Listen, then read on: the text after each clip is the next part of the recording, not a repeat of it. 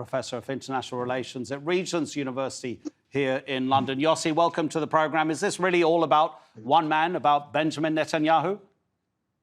Good evening.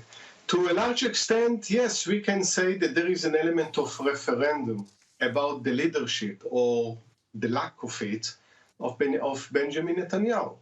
And whether the way he dealt with the coronavirus, which is a failed management, is corruption and the trial that he tries to delay, or he's facing serious corruption allegation of bribery, fraud, and breach of trust.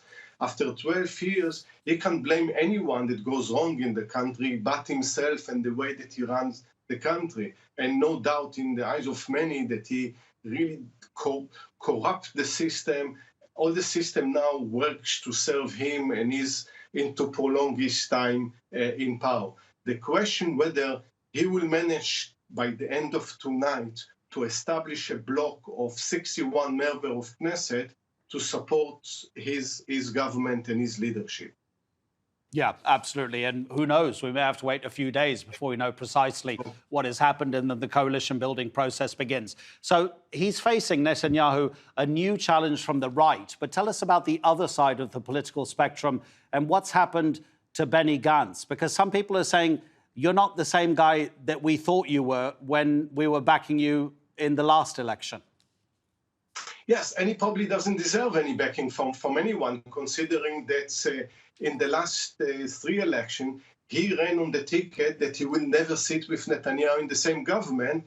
And on the third occasion, he actually not only joined the Likud party and Benjamin Netanyahu, he split the opposition, he split his own party into two, weakened the opposition to Netanyahu, and compromised the ability actually to rid the country of Netanyahu, that his main concern is mainly to derail his corruption trial. So from leading a party of 36, 35, depends which of the last 3 elections we are talking about, he probably, if he's lucky, he will cross the threshold and will end with 4 or 5 members of Knesset. Even this is not guaranteed.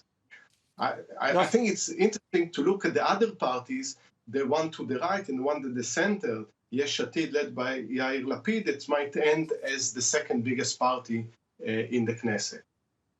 Yeah, absolutely. More of a centrist party, that one. Yossi, as you talk to us, we're looking at the live pictures from the Likud party headquarters in West Jerusalem. Do you think there are people inside that building that are admitting that actually the political uncertainty of the past few years has cost Israel in terms of governance? I mean, what do you think about that in terms of the challenges that the Israeli government has had to confront with all of this uncertainty? Has that been significant or not?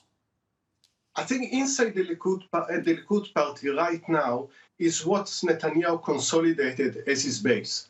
Those people that don't know anything but Netanyahu, they don't want to actually consider anything. What used to be the potential rival for Netanyahu inside the Likud, like Gideon Sa'ar and Naftali Bennett, they left Likud. And they are actually opposition from outside, though ideologically they are not far from Likud. They are trying to challenge, because it became impossible to challenge Netanyahu from inside the party, they are challenging him from the outside. Those are the people that support all the way from Gideon Sa'ar, New Hope, and Yemina, and of course Yesh Atid and Blue and White. Those are the ones that challenge the instability imposed by Netanyahu on the country and the paralysis that actually injected by the behavior of Netanyahu.